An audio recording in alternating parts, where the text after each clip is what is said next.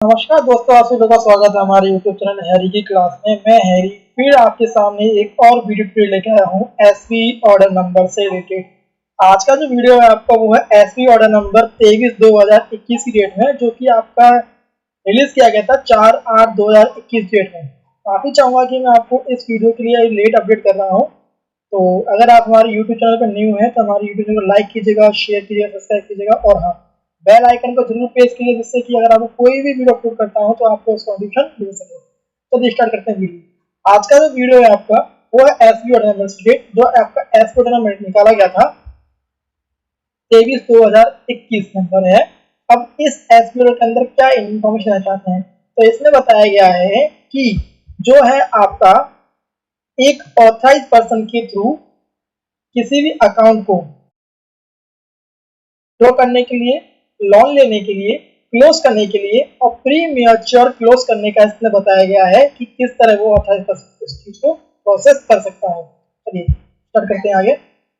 इसे बताया गया है कि पोस्ट ऑफिस जो है बहुत सारे सजेशन मिल रहे थे कि वृद्धावस्था या बीमारी के कारण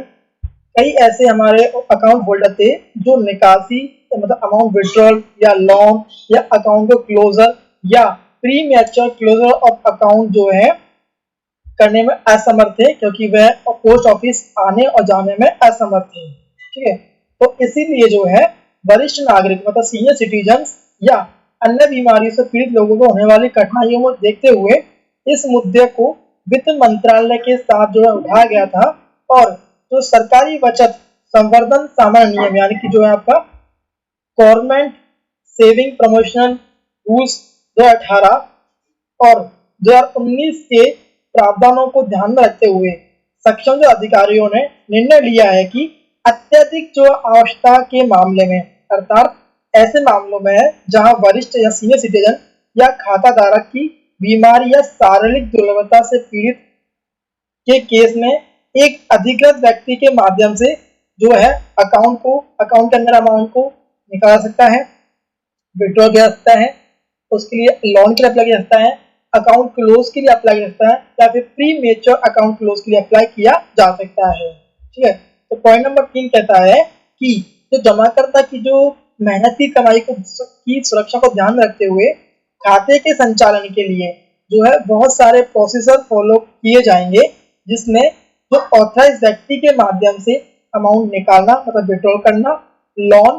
क्लोजर और प्री मैच्योर क्लोज अकाउंट को क्लोज करना शामिल है। ठीक है, इसमें एक पूरा प्रोसेस बताया गया, हम समझेंगे क्या प्रोसेस बताया गया है इस चीज के लिए। देखिए पॉइंट नंबर ए यानी पॉइंट नंबर ए कहता है यानी फर्स्ट कहता है कि खाता धारकों को खाते के संचालन के लिए फॉर्म नंबर 12 में संबंधित पोस्ट मास्टर को एक आवेदन लिखना होगा, जैसे कि निकासी यानी कि अमाउंट विड्रॉल के लिए, लोन के लिए, खाते को समय से पहले बंद करने के लिए, एक्सेट्रा के लिए। पॉइंट नंबर बी यानी कि सेकंड कहता है कि आवेदन फॉर्म नंबर 12 में जमा करता एक साक्षर व्यक्ति को उसके खाते के संचालन के लिए ऑथराइज करेगा, यानी कि बंदा पढ़ा लिखा होना चाहिए जिसको वो ऑथराइज करेगा। पॉइंट नंबर 3 यानी सी कहता है कि जो ऑथराइज व्यक्ति के हस्ताक्षर खाता धारक द्वारा स्थापित किए जाएंगे, यानी और दूसरा ये है कि जो joint account B type account होता है उसमें खाता धारक में से कोई भी अधिकृत व्यक्ति के हस्ताक्षर यानी दोनों में से कोई भी जो है जो ऑथराइज पर्सन की जो सिग्नेचर है उन्हें वैलिड कर सकता है, प्रमाणित कर सकता है। पॉइंट नंबर डी यानी 4 कहता है कि जो ऑथराइज व्यक्ति है वो SASMPKVY एजेंट या संबंधी जो डाकघर है उसमें पीओ बचत बैंक शाखा में यानी उसमें कार्यरत कोई व्यक्ति भी नहीं होना चाहिए। पॉइंट नंबर ई कहता है कि खाता धारक निकासी फॉर्म जिसे हम कहते हैं SP7, क्लोजर फॉर्म जो है आपका SP7A, account premature closure form SP7B, application for loan SP7C जैसा भी मामला हो लिखित रूप में भरना होगा और हस्ताक्षर करना होगा। उसके बाद पॉइंट नंबर एफ कहता है कि यानी कि आपका 6 कहता है कि खाता धारक और ऑथराइज व्यक्ति की आईडी और एड्रेस प्रूफ की सेल्फ अटेस्टेड कॉपी भी अटैच की जाएगी, यदि कोई खाता धारक किसी व्यक्ति को किसी दिन के लिए अधिकृत करता है लोन लेने देने अथवा ऋण निकासी बंद करने के लिए अधिकृत का है, तो ऐसे मामलों में केवाईसी दस्तावेज और फोटो का केवल एक जो है सेट प्राप्त किया जा सकता है। हालांकि प्रत्येक खाते के लिए फॉर्म जो 12 है वो प्रोवाइड करवाना होगा। उसके बाद पॉइंट नंबर जी कहता है, यानी 7 कहता है आपका कि जो ऑथराइज व्यक्ति है वो पासबुक ऑथोरिटी लेटर जिसे फॉर्म 12 कहते हैं, withdrawal form SV7, closure form SV7A, account premature closure form SV7C, application for loan SV7C जमा करेगा और जैसा ही मामला हो डाकघर में खाता धारक और अधिकृत व्यक्ति के दस्तावेज जो है दस्तावेज जमा करेगा, अधिकृत व्यक्ति के डॉक्यूमेंट जमा करेगा। पॉइंट नंबर 8 यानी एच कहता है कि काउंटर पीए जो होता है वो निकासी form SV7, account closure form SV7A, account premature closure form SV7C, application for loan SV7C and जो फॉर्म 12 है उसको फिनेकल और SV3 यानी अकाउंट ऑफ ओपनिंग फॉर्म में उपलब्ध हस्ताक्षर के साथ मैच करेगा, वेरीफाइड करेगा। उसके बाद कहता है कि हस्ताक्षर और दस्तावेजों का मिलान करने के बाद जो काउंटर पी है वो जो मामले को पर्यवेक्षक यानी सुपरवाइजर को अप्रूवल के लिए भेज देगा।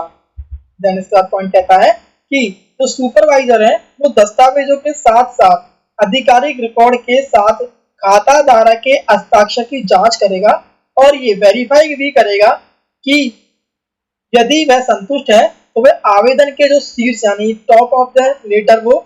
एक चीज लिखेगा कि ऑथराइजेशन एक्सेप्टेड, यानी कि जो प्राधिकरण स्वीकृत होता है ये वो लिखेगा और हस्ताक्षर करेगा। इसके अलावा पॉइंट के यानी कि पॉइंट आपका 9 कहता है 11 कहता है कि यदि खाता धारक पोस्ट मास्टर खाता धारक के अनुरोध की वास्तविकता से संतुष्ट नहीं है तो भुगतान करने से पहले खाता धारक के आहरण या ऋण या बंद करने या उसके खाते को समय से पहले बंद करने के अनुरोध को भौतिक रूप से सत्यापित करने के लिए एक जिम्मेदार व्यक्ति को नियुक्त कर सकता है, यानी कि वो एक इंस्पेक्शन के लिए भी एक बंदे को हायर कर सकता है अगर वो उस एप्लीकेशन संतुष्ट नहीं है तो। पॉइंट नंबर एल यानी कि 12 कहता है कि इसके बाद काउंटर पीए जो होता है वो काउंटर पीए या सुपरवाइजर नियमों में निर्धारित, ठीक है, विड्रॉल लोन अकाउंट क्लोजर और प्री मैच्योर अकाउंट क्लोजर की जो प्रक्रिया का वो पालन करेगा। ठीक है, इसके आगे चलते बढ़ते हैं। इसके अलावा पॉइंट नंबर आगे कहता है आपका कि भुगतान अकाउंट पेई यानी चेक या खाताधारक के बचत खाते या बैंक खाते में जमा करके किया जाएगा। बचत खाते से निकासी के मामले को छोड़कर अधिकृत व्यक्ति को राशि के बावजूद कोई नगद भुगतान नहीं किया जाएगा। ठीक है, आगे कहता है आपका ये वाला कि निकासी फॉर्म जो आपका SV7 है, account closure form SV7A, account premature closure form SV7C, application for loan SV7C के परिचित भाग में अधिकृत व्यक्ति के हस्ताक्षर लिए जाने चाहिए। खाता बंद होने के बाद अकाउंट जो है वो पेई चेक या ECS आउटवर्ड रिसिप्ट पासबुक अधिकृत व्यक्ति को सौंप दी जाएगी। इसके अलावा आपका जो ये वाला पॉइंट कहता है वो इन्फॉर्म करता है कि केवाईसी दस्तावेजों के साथ फॉर्म 12 प्राधिकरण फॉर्म 12 वाउचर के साथ जो है जमा किया जाना है और SBCO को जमा किया जाना है। तो आगे बताएगा आपको ये कि SBCO जो है जांच करेगा कि किसी अधिकृत व्यक्ति द्वारा बंद किए खाते के मामले में कोई नगद भुगतान नहीं किया गया हो, चाहे राशि कुछ भी हो और सभी दस्तावेज जो है सही हो। अब इसके लिए एक नोट दिया गया है इसके अंदर, वो नोट इंपोर्टेंट समझ तो नोट में आपका तो नोट आपको कहना चाहता है कि पीओ सेविंग अकाउंट होल्डर्स अपनी सुविधा के अनुसार अपने पीओ सेविंग अकाउंट से राशि निकालने के लिए चेक, एटीएम, ई बैंकिंग या एम बैंकिंग या आईबीपी खाता लिंकिंग सुविधा का लाभ उठा सकते हैं। सभी डाकघरों को चेक, एटीएम, ई बैंकिंग, एम बैंकिंग, आईबीपी खाता लिंकिंग सुविधा प्राप्त करनी चाहिए ताकि खाता धारकों को एसवी निकासी के लिए असुविधा से बचा जा सके। तो आपका ये कहता है कि किस तरह वो आपका जो है प्रोसेस होगा। अब इसके लिए नीचे इसका प्रोसीजर दिया गया है।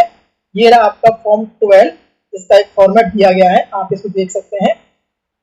ठीक है कि फॉर्म 12 किस तरह आपको फॉलो करना है, तो ये आपके लिए इम्पोर्टेंट रहेगा। तो मिलते हैं नेक्स्ट वीडियो में। जय हिंद, जय भारत।